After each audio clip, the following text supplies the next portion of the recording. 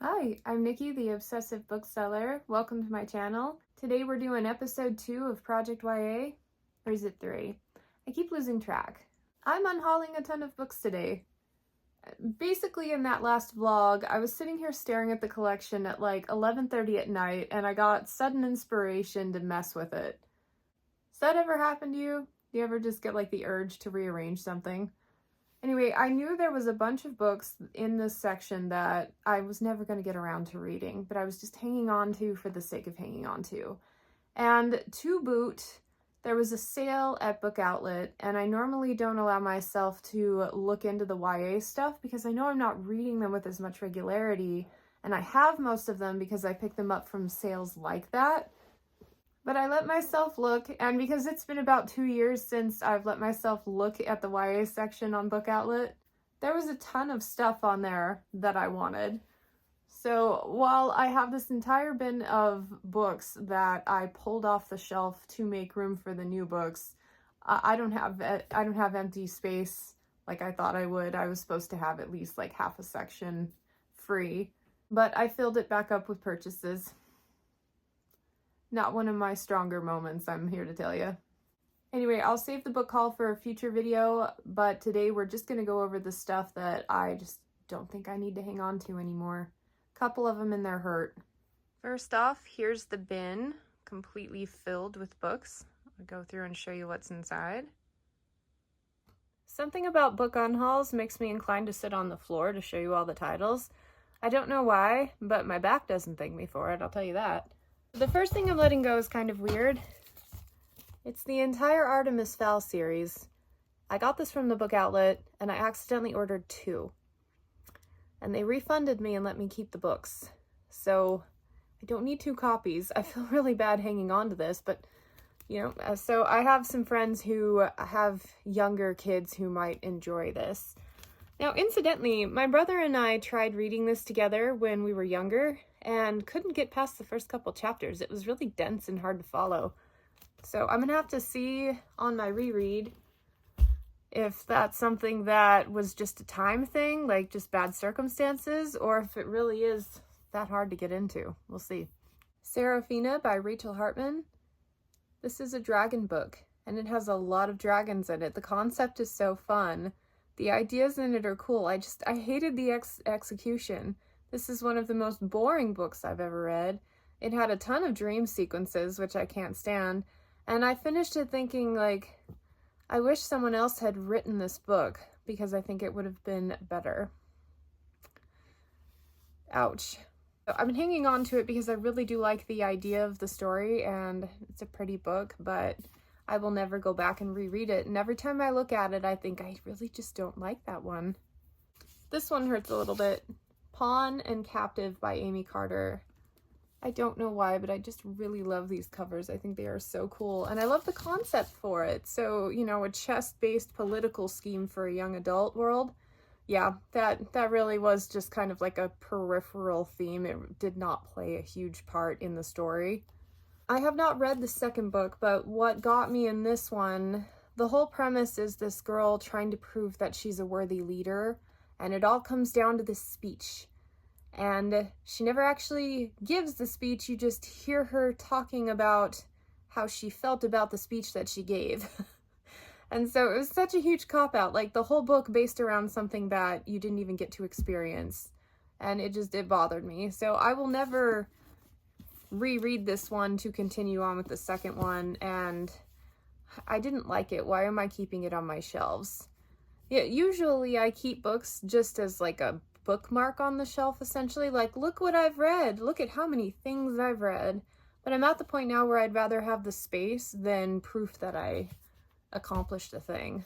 Scorpion Rules by Erin Bow. I think I picked this one up for a couple bucks at Book Outlet. I had read it already. It's the first book in a duology. And this book went from incredibly boring to wildly engaging. There were 1 or 2 scenes in here that were just so like heart-stopping, really intense, really enjoyed reading about them. And then I went back to not caring what was going on. I'm not quite sure how you can do that both at the same time. But I had decided after finishing this book that I was not interested enough to continue the story, and now it's been long enough that I'd have to reread if I were to continue, and I think I'd rather just have the space. I look at this on the shelf next to all the books that I absolutely loved, thinking that one really doesn't fit there. And I am trying to get myself down to just the books that I really loved. The Dark Divine by Brie Despain. This is a Utah author. I'm pretty sure I picked this up because she did a signing at the bookstore I worked at. But it's a young adult romance, maybe with a paranormal aspect, but I have just no desire to read it whatsoever. I think the only reason I got it is because it was signed. And I have, like, this is kind of petty, but if you have a book where the cover's focus is on feet, like, get some nice feet. This one has always bothered me, so I don't think I'll miss it. Oh, this one hurts a little bit. Honor Among Thieves by Rachel Kane and Anna Guire. Two authors I really love. And this book is broken down into 3 sections, and the first one I was like, wow, I'm gonna love the story. This is gonna be a solid 5-star read and a new amazing young adult find. And then the second part happened. And, like, you know those books where as soon as the love interest is introduced, every other plot point is dropped and it's just all about the boy and the relationship with the boy? Replace a boy with a spaceship, and that's essentially what you have going on in this series. The third part was a little bit better. It had a lot more action, brought things alive a bit more.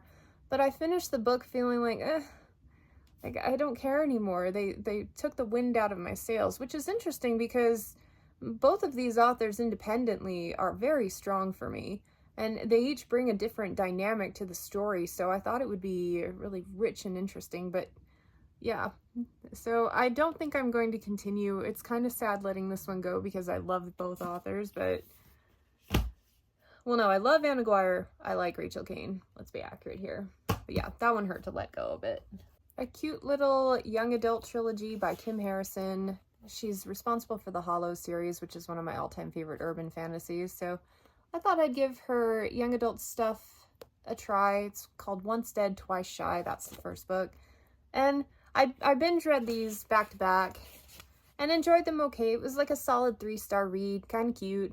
The main character kind of got in her way a lot more than she needed to perpetuate the drama, which really kind of bugged me a bit. But, you know, without drama, you don't have a plot. So I think maybe that's where I'm criticizing, is the plot could have been a little more richly developed other than this girl just being stupid sometimes.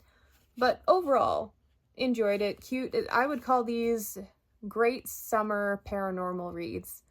But I don't think I will ever get back to rereading them, so letting those go. Die for Me by Amy Plum. As you can see, I picked it up super cheap for like $3. And I don't know why I bought this one. I had read, I think she wrote a post-apocalyptic duology that takes place in Alaska. No, that might be April Lynn Pike. I don't know. I'm gonna have to look it up. But I snagged this because it was cheap and the red kind of drew me to the cover. But I will never read it. It's just a basic romance. And of all the things on my shelves, if I'm gonna pick up a romance, I'm gonna pick up an new adult romance book, not a young adult one. So I think I'm okay letting that one go. Deliverance by C.J. Redwine. I believe it's book 2 in whatever the series is. And spoiler alert from the upcoming book haul, I bought a hardcover because it matched my other hardcovers, and this was the only rogue paperback, so I'm letting that one go because I replaced it. The Girl of Fire and Thorns short stories. Now, of all of the young adult books I've read, this one's my favorite fantasy series. Loved it so much, especially the first book. And didn't really get a lot out of these short stories. They felt kind of thin. It didn't help I read them after the fact, like well after the fact of reading the series, and so I couldn't even remember some of the characters. But every time I look at those beautiful books sitting on my shelves and this is sitting next to it, I think, I really don't like that one. Why am I hanging on to it? It's because I'm a completionist. I feel like I've got to have all the things of the things that I love, even if I don't love them all. Wired by Robin Wasserman. This is a CD. So I went through a huge eye strain injury saga of my life. It's just now starting to get better. But I had read the first 2 books in this series and really enjoyed it, and then was randomly bargain shopping and found the audio for the 3rd one. And at the time, I was perfectly willing to pick up an audio and go through the trouble of uploading it to my computer, changing the format so that I could speed up the playback rate. But I find I'm just not willing to do all that right now. So if I ever do explore this series, I'm going to read the cute little hardcovers and finish it out organically. Zodiac by Romina Russell. I'm pretty sure I won this in a giveaway. It's an ARC edition. And I'm not generally interested in astrology. I think the idea of having like 12 different types of magic to play with in this world, because that's what I'm assuming is happening. Every sign has some sort of significance here, is kind of appealing. But I look at this and I'm like, I'm never going to read that. And if I ever do get like this burning desire to, I could probably pick up an e-copy. It's just one of those that I've had on the shelves for so long and have never felt drawn to, even though the cover's a little bit more vibrant than most. Firebringer by David Clement Davies. I read this one as a teen. If you like Watership Down, this is the Deer equivalent. And it was actually quite good. I really enjoyed the immersive character exploration. I've been hanging on to this more from nostalgia than an actual desire to reread it. For the record, he did write another one about wolves that I thought was so boring, I had a hard time finishing it. But the Deer one was pretty good. So yeah, great recommend for Watership Down fans. For me, I liked it. I will never reread it. And I'm tired of it taking up room on my shelves among my favorites, because it definitely wasn't a all-time favorite. The Curse Keepers by Denise Grover Swank. I won this in a giveaway as well. It was one of those like, hey, pick from my pile type of things. And I picked this one up just, I'll look into it. I'm never going to read it. I don't even know what it's about. Have not researched it in the over 10 years that I've had it on my shelves. Aeon, A Dragon Reborn by Alison Goodman. I read this book. I cannot tell you a single thing that was in it. Not a single thing. And at the time that I read it, I believe it was a standalone, and now since a 2nd book has come out. And I will never reread to go back. I've been hanging on to it because it's so beautiful. But a book that didn't stand out, I'm so weird. My inclination when I come across a book I can't remember is to read it again. But don't do that. Save your rereads for the ones you know you loved, but I want to read it again just to see whether or not it's worth hanging on to. Obviously it's not, or else I would have remembered it, right? But the inclination to reread is still there. Letting that one go. Eve and Adam by Michael Grant and Catherine Applegate. K.A. Applegate, the author of the Animorph series, the one that got me into reading when I was a kid. I love her so much. And Michael Grant, I think, is her husband, but he also wrote the Gone series. So, you've got a marriage, literally, of 2 people who can write good stories. And I did not like this book at all. I think what killed it for me, I think I was mildly enjoying this, slightly dystopic story. But by the time it got to the end, I remember putting it down feeling like, God, that was such a waste of time. I really hate where that went. And I've been hanging on to it ever since because I think the cover is really cool. Super gorgeous and nostalgia for the authors, but I'm trying not to hang on to books that I didn't like just because I like the cover. Just because it's pretty does not mean I need to keep it. It's how I live my life right now. The Shiver Trilogy by Maggie Stiefvater. I'm sure there are some exceptions out there, but to a person, everybody I've talked to personally, like coworkers, customers, whatever, they did not enjoy this series. They say if you start with this author, go with the Raven Boys and just kind of ignore this one because it was just a basic, simple, stupid werewolf teen fantasy story. And I'm inclined to agree based on some research I've done on it on my own. And I don't think I'll ever get around to reading these. And I look at that little box set and I think, someone a lot younger than me, younger than 36 might actually appreciate it a bit more. So perhaps I should let it go. Let someone else find it. Okay, this next one's kind of hard. I'm having a hard time with the idea of letting it go.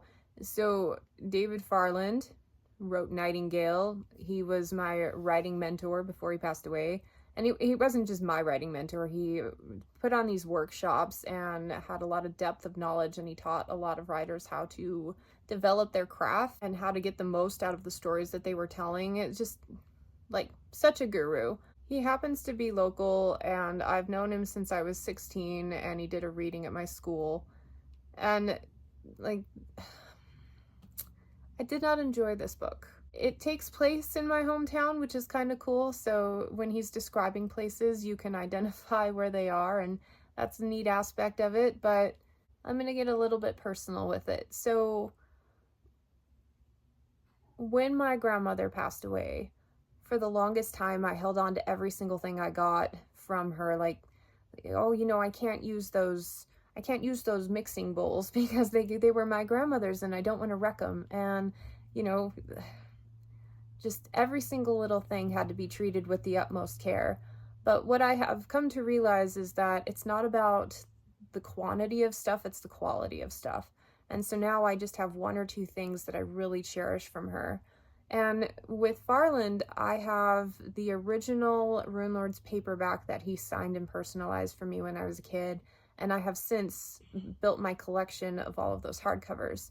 So if I want to remember this author fondly, I have the things in the collection that mean the most to me. And so it makes it a little easier to let go of the stuff that, I didn't care for as much. But still, it's a little hard. It feels disloyal in a way. But I would much rather look at the things on my shelves that I absolutely loved than look at this with a slight cringe because I didn't enjoy the story as much. So, with respect, I'm letting that one go. This one, on the other hand, I have no such compunctions. It's called Unspoken by Sarah Reese Brennan. I picked this one up at a book signing, the Vegas Valley Book Festival, like 10 years ago. There was a whole bunch of YA authors there. And I bought this one and brought it up to her booth, and she grabs it for me and she goes, "Oh, you're gonna hate this book." And I think she was trying to be cheeky, cute, but I found it kind of obnoxious. Like, well, if I'm gonna hate your book, what you're basically telling me is this has a lot of unnecessary angst in it, and that is the main thing you were going for when you wrote the book, and that is just not my type of thing. So I very, begrudgingly handed it to her to sign and then walked off going, I'm never gonna read that book. It was such an off-putting experience. But it's personalized, so I've been hanging on to it for a while, but I think I don't care if it's personalized. I think I'm ready to let it go. I'm never going to pick that one up. Oh, these are beautiful books. I hate this. So, Court of Fives and Poison Blade. Kate Elliott, she's more known for adult fantasy, and I usually love it when adult fantasy writers take on kids' books. But I like the basic premise for this one. There was a promise of a kind of like ninja warrior competition in this world, and that was done decently enough that the first book I felt was worth my time, but then I did not like where the plot went. I was not invested in anything at all. All of the fun things kind of went away. I barely got through Poison Blade. I can't even remember if I finished the third book. I think I may have, but I couldn't bring myself to buy a copy for the shelves, which is probably good because now I'm unhauling them. So, very mediocre series, such good promise, but it just didn't deliver. It made me scared, and so I haven't even bothered touching her adult stuff because I'm like, if she can't do rich world building and character depth in a young adult book, what am I going to get out of the adult series? Makes me very wary. But it's hard to let those go because they are pretty covers. Defy and Ignite by Sarah Larson. Also someone I met at the Vegas Valley Book Festival, and I'm pretty sure, yeah, at least the first one is signed and personalized. Now, this first one was a fun read. I have to sneeze.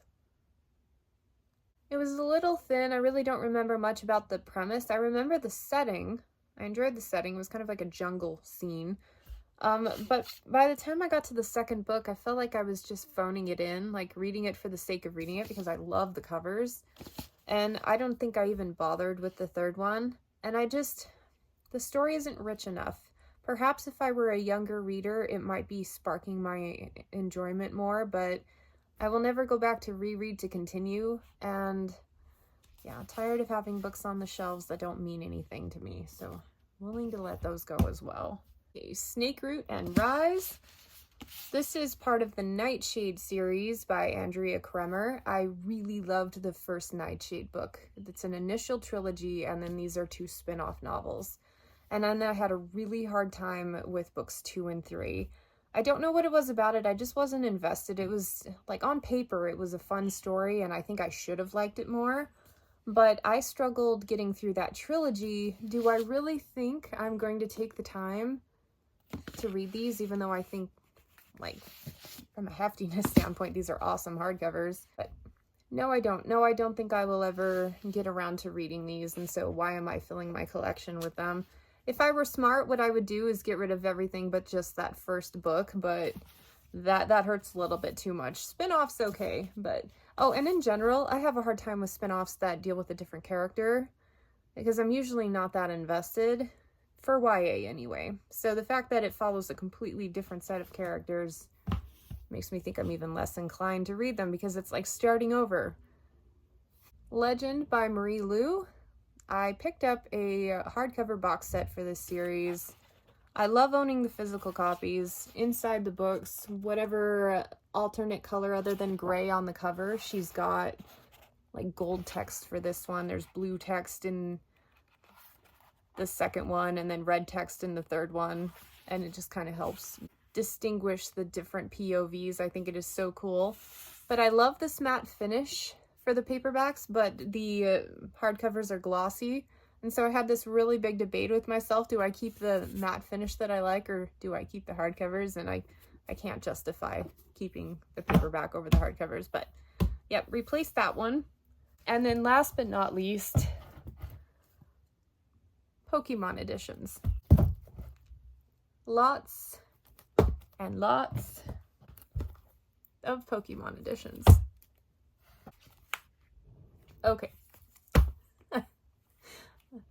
First of all, I should not be allowed in the book section of Costco because that's where I picked up most of these. I spent my entire grocery money budget on books when I found these, and they were really decently priced. And it was a gamble. I love Pokemon, but I also knew about myself that I love the first original 151 Pokemon and not so much anything beyond that. But I thought, you know, if maybe I will become a believer if I read where it originated. So I read the first 7 books and absolutely loved them. I thought the story arc was great. It gave me everything that Indigo League did not, the show, because, you know, he didn't really catch that many Pokemon in that series, and it really didn't feel like it went anywhere for me. Even though I loved watching it, it just, the culmination was missing. But the books were just a beautifully arced story. I absolutely loved them. And then picked up book 8, the start of this second set, Gold and Silver, and the quality of writing and the quality of the artwork went completely downhill for me in this first book. I didn't enjoy anything. I thought the characters were thin. I thought the plot was stupid. And I'm like, I've got like 50 of these. Am I really willing to let it go after just reading the first one and not enjoying it? And I thought, yeah, I think I'd rather have the space. I mean, you see, sitting on the floor, these are stacked. This is as tall as I am sitting. That's a lot of space on my shelves. So I decided this is a mistake. I shouldn't have bought those without having read them first, and now I'm willing to let them go because I'd rather have the space. It was a hard debate, though. But yeah, I've got 8 through 14. That's the Gold and Silver. Then I have Ruby and Sapphire. Goes through number 22. Then Fire Red and Leaf Green Emerald, which goes through 29. And then I have no idea what this one is, but I actually bought it separately. 1 through 11 of the Diamond and Pearl Platinum. That's a lot of Pokemon. And they're not even the Pokemon that I care about. So anyway, I debated long and hard about that because I'm like, oh, you know, I could save them for my kids or whatever. But I'm beyond that. I've got so many books that I actually am excited to read with my kids that I don't want to save stuff that I think they might like, especially if it takes up like 3 feet of my bookshelf. So letting those go. I'll probably sell those. Anyway, that is it. We are done. It's a lot of books to unhaul, stuff that I've been clinging to for years that I'm finally ready to let go, and I'm really excited about how much room it freed up in my collection. It allowed me to accumulate ones that I actually think I'm going to read, which is a win. Anyway, let me show you the final result. And these are them. This is what we're getting rid of today. This is more titles than I thought I would end up pulling when I went through and did the project, but I'm really glad I did. It feels a lot more light in this library. And as you can see, for the most part, everything I have now fits really nicely. So I don't think I'll miss those. Part of all that rearranging was getting my Project YA titles their own prominent shelf where I can go through and pick out of a jar and actually read through these. The reason I was able to justify letting go books and buying more is that I'm actually making a concerted effort to read books from this section now. So these are the creme de la creme, the cream of the crop, the books I am most excited to get to from my collection. Full disclosure, I actually had filmed that unhaul before, but it was part of the footage that I lost. And it came at the tail end of this really long vlog where I talked about the Bartimaeus series. And luckily, I had also done a review for Bartimaeus, so I didn't lose everything. But yeah, that's lost. And also included in that video, I had already picked a new book to read from my shelf. And it ended up being Etiquette and Espionage, which I have yet to start. So instead of picking new or trying to stage picking 4 again for the sake of recreation, I'm just telling you what happened. So the next book that I'll be reading for the upcoming young adult vlog part 3 will be this series here. I've just committed to doing just the first book, but if I'm really enjoying it, I may rearrange the schedule to read a couple more in the series. I thought there was only 5 and I thought it was completed. But looking into it, there's a whole bunch, just like 9 books in this series, and I have no idea if she's even done writing it yet. What I do love is this is an author that writes a lot of adult fantasy, urban fantasy, and so she's taking all of those like richer world building and character depth skills and putting them into a YA book. And I started this near the beginning of the year when I was really buried with other things, and ended up having to put it down just because other things took higher priority, but I was enjoying it. We shall see how it goes. Thank you so much for joining me for Project YA, and I hope to catch you next time.